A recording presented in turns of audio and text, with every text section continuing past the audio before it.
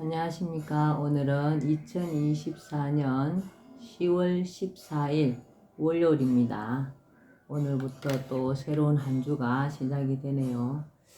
이 세상에서 가장 가슴 뛰는 순간은 우리 허경영 신우님을 아련하는 기쁨이랍니다.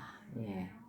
우리가 또 신우님 아련할 날이 다음 주 26일 다음 주 토요일입니다. 예. 기대가 됩니다. 오늘도 난세의 영웅 허경영을 아십니까? 181페이지부터 읽어보겠습니다. 국민보다는 당리 당략이 우선. 정당이 선거에 나갈 후보의 공천권을 가지고 공천 장사를 하다가 관련자가 구속되는 경우를 왕왕 보게 된다. 우리나라 정치 현실에서 거대 정당의 공천을 받는 것은 당선을 보정하는 수표와 같기에 돈을 내고서라도 공천을 받으려는 사람들이 상당하다는 게 여의도 정가에 떠도는 소문이다. 이러한 정당의 형태와 정치 풍토 속에서 우리 정치의 발전을 기대하는 것은 마치 나무에서 물고기를 얻으려는 것과 같다. 정치 발전은커녕 정치인들이 부패해가는 최대 고리가 바로 정당이라고 본다. 정당 소속 국회의원들이 자기 공천을 따내기 위해 출마 당시 내놓았던 공약을 헌신짝처럼 내팽개치고 당리당략을 따르는 것은 조금도 이상한 일이 아니다. 당론을 무시하고 독자적인 목소리를 낸다든가 당의 방침을 어기고 독자적인 행보를 했다가는 당장 돌아오는 것이 당 차원의 비난과 자기 공천 탈락이다. 이런 마당에 정당이 국민과 권력을 잇는 다리라고 극찬하는 것은 어불성설이다. 현대판 당파 싸움과 양당 체제. 우리나라의 정당 정치는 조선시대 당파 싸움과 전혀 다를 게 없다. 아니 그때보다도 더 고약하다고 본다. 왜냐하면 이전에는 싸움의 주체가 사회 상부인 양반층으로 국한되었지만 지금은 정치인들은 물론이고 발달한 대중 매체로 인하여 국민 전체가 국론 분열의 장으로 들어와 온 국민이 당파 싸움에 휘말리고 있는 형국이기 때문이다. 조선시대 당파 싸움을 붕당 정치라는 말로 미화하여 긍정적으로 평가하는 것은 옳지 않다고 생각한다. 물론 동인, 서인의 분당 초기 단계에 대해서는 학파의 대립으로서 학문적 토론 위주였다는 긍정적인 평가를 할 수도 있다. 그러나 후대로 내려오면서 당파는 정치적 성격이 강해져 결국은 노론, 소론, 남인, 북인 4개의 사색분당이라는 당파로 분열되어 피비린내 나는 정쟁을 일삼았다. 그것도 의미 있는 학문적 주제나 나라와 백성에게 도움을 주려는 어떤 방안을 가지고 싸웠다면 몰라도 오로지 권력 잡기에 혈안이 되어 궁중의 사소한 예법 하나로도 물고 뜯으며 죽이기까지 하였다. 이것을 어찌 붕당 정치니 오늘날의 정당 정치와 유사하다느니 하며 미화하거나 긍정적 의미 부여를 할 수 있겠는가. 하긴 작금의 우리나라 정당 정치가 조선시대 당파 싸움과 크게 다르지 않으니 조선의 당파 싸움이 이 나라 정당 정치의 기원이라고 해도 틀린 말은 아닌 듯 싶다. 잘난 양반 사대부들은 당파 싸움에 빠져 나라가 기울든 백성이 굶어 죽든 안중에도 없었고 심지어 같은 배를 타고 사신으로 가서 일본 사정을 살피고 돌아와 임금에게 보고하는 자리에서조차도 서로 간의 경쟁 심리와 적대 감정이 개입되어 상반되는 보고를 할 정도였으니 당파의 폐해를 일러 무엇하랴 싶다. 결국 당파 싸움에 빠진 우리나라 사정을 낱낱이 알게 된 일본이 자신들 문제 해결의 돌파구로 대군을 보내어 이 땅을 침략하였던 것도 그 원인이 당파 싸움이 아니고 무엇이었단 말인가. 당파 싸움은 민생을 도탄에 빠뜨리고 나라를 위태롭게 한 가장 큰 원인이었다. 그런데 현대에 이르러 서구에서 민주주의라는 정치 체제가 들어오니 이제는 정당 정치라는 그럴싸한 이름으로 포장만 바꾸어 그 망국적 당파 싸움을 재현하여 당파 간의 보복을 일삼고 거기에 국민까지 가담시켜 국민 분열을 일으키고 있으니 참으로 기가 찰 노릇이다. 우리나라 정당 정치가 극심한 당파 싸움으로 나아가고 있는 데는 특히 양당 체제의 탓이 크다.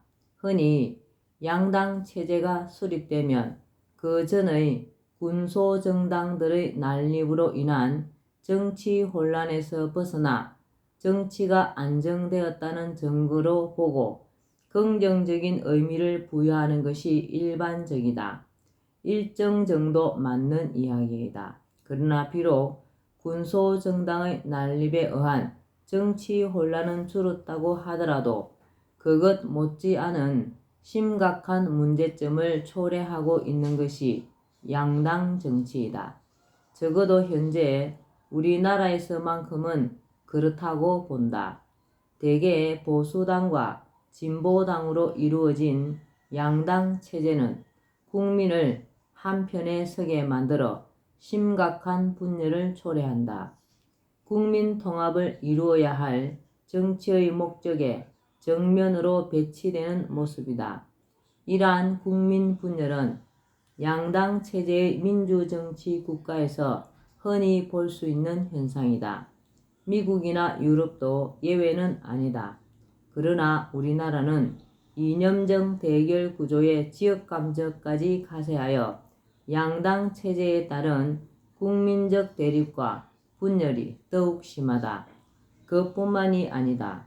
집권 정당이 실정을 하면 다음번에는 다른 쪽에서 정권을 잡기 쉬운데 그렇게 되면 전혀 반대되는 정책을 취함으로써 국가의 정책에 일관성이 없고 따라서 예산 낭비도 심하다.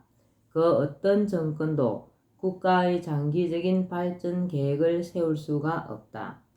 어떤 정부에서 장기 계획을 세운다고 한들 정권이 바뀌면 하루아침에 폐기되고 만다. 또 우리나라 양당 구도 정치는 대립을 넘어 보복 정치 수준으로 전락하고 있다. 전임 위정자들은 정권을 넘기기가 무섭게 정치적 심판대에 올라 전 국민이 보는 앞에서 곤욕을 치르는 일이 반복하여 일어나고 있다. 그러다 보니 정치인들은 국민의 환심을 사서라도 권력을 유지하기 위해서 총력을 기울인다. 장기적인 국가 발전의 청사진을 제시하고 이를 실현해 가기 위한 현실적인 대안을 수립하기보다는 당장 성과가 나타나는 전시 행정에 치우칠 수밖에 없다. 더구나 대통령부터 국회의원, 지자체장, 지자체 의원 등이 모두 선출직이다 보니 양당 대립 구조가 중앙에서부터 지방 소단위까지 구석구석 반영되어 전시성 행정이 만연하여 예산이 낭비된다. 이 모든 것은 국민과 기업이 낸 혈세를 통해서 이루어진다. 양당 체제는 양당의 정치 이념과는 아주 다른 새로운 정책이나 뜻을 가진 신생정당 후보가 독자적으로 정계에 진출하는 것을 원천 봉쇄해버린다. 양당 중 하나에 들어가지 않고는 정계 진출이 거의 불가능하다. 앞서도 말했지만 군소정당이나 무소속으로 나아가서는 우리나라의 불공정한 선거 풍토와 언론 방송의 보도 형태 때문에 특별히知名도가 높지 않은 한 국민으로부터 표를 얻기가 굉장히 어렵다. 특히 보수와 진리라는 두 개의 대립 정당에 대해 국민은 둘 다 마음에 들지 않아도 더 싫은 한쪽의 의석수를 더 많이 차지하는 것을 두려워하는 심리를 갖고 있다. 그래서 사실은 신생 정당이 마음에 들어도 거기에 표를 주면 사표가 되고 자신이 더 싫어하는 정당이 승리를 거둘 것을 염려하여 신생 정당 후보를 찍고 싶은 사람도 양당 중 하나에 표를 주는 경우가 많은 것이 현실이다. 그래서 양당 체제는 기성정당의 정치 이념이나 정책을 뛰어넘는 새로운 정치 아이디어를 가진 사람이 정치판에 들어와 정치를 발전시키고 국가에 이바지하기가 매우 어려운 정치 구조이다. 사회를 바꾸어 보겠다는 꿈과 열정으로 정치에 입문하려던 정치 신인이 중도에 포기하거나 아니면 얼마 되지 않아서 기성 정치인과 비슷해져 버리고 마는 것도 그러한 이유 때문이다. 정당 정치, 양당 체제의 문제점을 경시하고 이대로 계속 가면 우리나라는 절망밖에 남을 게 없다. 우선 양당 체제의 폐단을 줄이는 방법은 공정한 선거가 이루어지도록 하는 것이다. 공정한 선거를 통해 정치에 새로운 바람을 불어넣고 진정으로 국가와 국민을 위해 일할 사람이 선출되도록 해야 한다. 그대 정당 후보가 아니어도 일단 후보가 되면 모든 후보를 공정하게 대해야 한다. 같은 기탁금을 내고 후보 등록을 했음에도 불구하고 군소정당이나 무소속 후보라고 여론조사나 언론방송에서 그들을 완전히 배제하고 기득권 정당 후보들만 조사하거나 보도해주는 불공정한 처사를 시정해야 한다.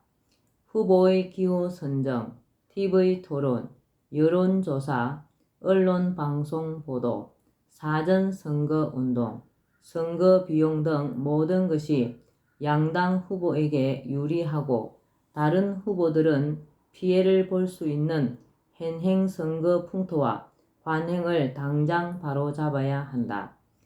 국회의원이 많은 정당 순서로 후보 기호를 1번, 2번으로 정해 놓은 것도 공정선거에 어긋나는 자의적인 원칙에 불과하다고 본다. 추첨을 통해 정해야 공정하다. 그대 정당 후보에게만 유리한 선거법 조항은 모두 폐기하거나 개정해야 하고 부정선거 의혹을 불식하기 어려운 사전선거 제도는 없애야 한다고 생각한다. 군소정당이나 무소속에서도 얼마든지 당선자가 나올 수 있어야 양당 체제의 폐해를 막고 정치에 새 바람을 넣을 수 있다. 양당 체제의 폐해를 그대로 두는 한 우리나라는 저열한 보복 정치와 끝없는 국민적 대립과 분열 속에 국민 통합과 정치 발전, 더 나아가 국가 발전은 요원한 일이 될 것은 명약관하하다. 궁극적으로 정당 제도는 폐지해야. 나는 궁극적으로 정당 제도를 폐지하여 국회의원이 정당의 당리당략이 아니라 지역민을 대표하는 자로서 지역구 주민의 의사를 우선으로 소신껏 일할 수 있어야 한다고 본다. 정당에 소속되어 있는 한 국회의원들은 지역의 민의보다 정당의 방침에 따를 수밖에 없다. 그들 정당 소속 정치인들은 다른 정당과의 정쟁을 일삼아 왔고 앞으로도 이러한 사정이 개선되리라는 희망이 보이지 않는다. 우리나라 정치 현장이 이전 투구의 장이 되지 않도록 하기 위해서는 정당을 없애고 국회의원은 무소속으로 지역민과 진흥군을 대표하여 선출되도록 해야 한다고 본다. 정당을 없애면 무리를 지을 일이 없고 허울뿐인 이념의 간판을 내걸 일도 없으므로 국민의 대립과 분열도 막을 수 있다. 국회에서 정정당당하게 국민과 지역민을 위한 법안을 제출하고 충분한 토론과 토의를 거쳐 법이 만들어지면 지역민과 국민의 뜻이 그대로 법에 반영될 수 있다. 그렇게 되면 정당이라는 중개상을 거치면서 민의가 무시되고 왜곡되는 일이 더 이상 일어날 수 없다고 본다. 정당을 없애면 진정으로 국민을 위한 법이 제정되고 국민을 위한 정책이 추진될 수 있을 것으로 본다. 정당을 없앰으로써 불필요한 예산 낭비를 막고 절약한 돈은 국가의 주인인 국민에게 돌려주며 국민 분열을 막아 국민 통합을 이루고 국회의원들이 진정으로 국민과 지역민을 위해 일할 수 있도록 해야 한다. 네, 정말 맞는 말씀인 것 같습니다. 오늘도 난세 영웅 허경영을 아십니까? 여기까지만 읽겠습니다. 네, 오늘도 허경영을 많이 부르고 알려서 하늘에 복을 짓는 행복한 날, 즐거운 날 되시기 바랍니다. 감사합니다. 허경영, 허경영, 허경영.